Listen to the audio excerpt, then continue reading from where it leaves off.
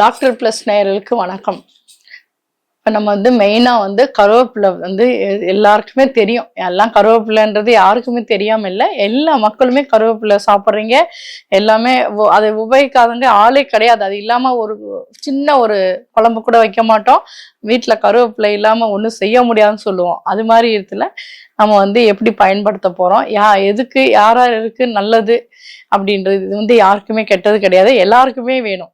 கருவேப்பிலை எல்லாருமே சாப்பிடணும். அதுக்காக தான் கருவேப்பிலை பார்த்தீங்கன்னா என்னென்ன அதனுடைய பயன்கள்.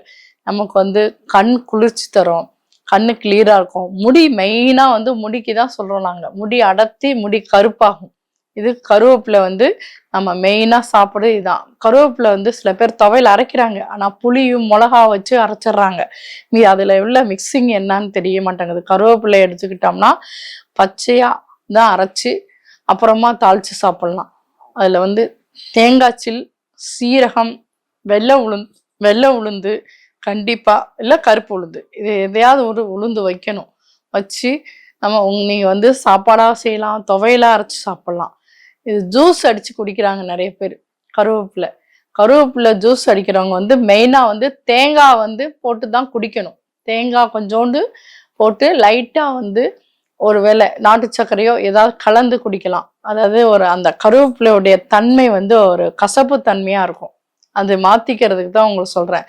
சில பேர் கசக்குதுன்றதுக்காகவே அதை குடிக்கிறது இல்லை, ஏதோ மிக்ஸ் பண்றாங்க. அதெல்லாம் வேண்டாம். அதே போல வரமல்லி நீங்க அதுல போட்டு, கண்டிப்பா வரமல்லி போட்டு கொஞ்சம் ஊற வச்சு போட்டு அரைச்சி கருவேப்பிலையோட சேர்த்து குடிக்கும்போது உங்களுக்கு பெஸ்டா இருக்கும்.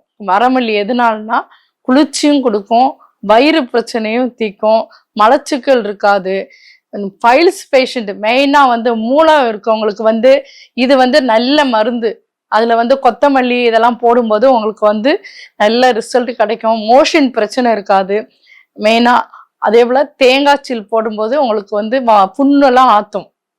தொண்டையிலேருந்து ஆசன வாய் முடிக்க உள்ள புண்கள் கண்டிப்பா கருவேப்பிலை உங்களுக்கு நல்ல ஹெல்ப்ஃபுல்லா இருக்கும்.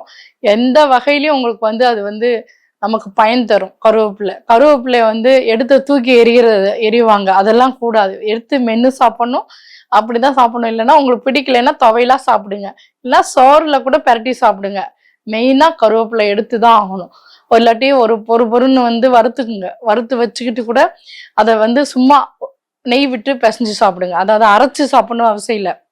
வெறும் இரும்பு சட்டியில போட்டு வறுத்துக்கணும். லைட்டா வறுத்துட்டு முறுமுறுன்னு ஆனோடனே வெறும் சாப்பாடு போட்டு கூட அதுல நெய் விட்டு பிசைஞ்சு சாப்பிட்டீங்கன்னா ரொம்ப நல்லது. மென்னு சாப்பிடுங்க. ரொம்ப அரைச்சிக்கிட்டு அப்படி சாப்பிட்டீங்கன்னாலும் வேஸ்ட். இது மாதிரி சாப்பிடும்போது மலச்சிக்கல் இருக்காது. தேங்காய் கண்டிப்பா அதுல மிக்ஸ் பண்ணுங்க. வயிற்று புண்ணு எல்லாமே சரியாயிரும். வாயில நாக்குல வர புண்ணுகள் கண்ணுக்கு நல்லது. முடி நரைக்காது. முடிக்கு நல்ல ஒரு ரிசல்ட் வேணுன்றவங்க இதை ரெகுலரா செஞ்சு பாருங்க. செஞ்சு பார்க்க உங்களுக்கு எனக்கு என்னுடைய பதிவுல நீங்க தெரியப்படுத்துங்க உங்களுடைய ரிசல்ட். சுகர் பேஷண்ட் பாத்தீங்கன்னா சில பேர் பச்சையாவே சாப்பிடுவாங்க. பச்சையா சாப்பிட்றதுனால அந்த நல்ல ரிசல்ட் கிடைக்கும். ரத்தத்தை போய் சுத்தம் பண்ணுது. சுகர் குறைக்குது. சுகர் லெவலை குறைக்கும் பச்சையா சாப்பிடும்போது.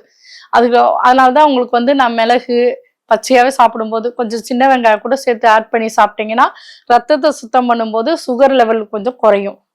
சுகரும் உங்களுக்கு குறைஞ்ச மாதிரி தெரியும். நீங்க சாப்பிடும்போது சாப்பாடு எடுத்துக்குவீங்க. பச்சையா சாப்பிடுறது கஷ்டமா இருக்கு அப்படின்னு நினைக்காதீங்க. அது கூட தேங்காய் சில்லு கூட வச்சு சாப்பிடுங்க. பச்சையாவே சாப்பிடும்போது ரொம்ப நன்மை தரும். பச்சை அதோட வறுத்து அதை எண்ணெயில போட்டு பொரிச்சு இதெல்லாம் சாப்பிட்றத விட பச்சையா சாப்பிடுறது நல்லது. உங்களுக்கு பிடிக்கலன்னா தான் சொன்னது நான். மிளகு 2 மிளகு, தேங்காய் சில்லு இதை வச்சு மென்று சாப்பிடுங்க. மென்று சாப்பிட உங்களுக்கு நல்ல நாக்கில் இருக்க புண்ணு ஆறும்.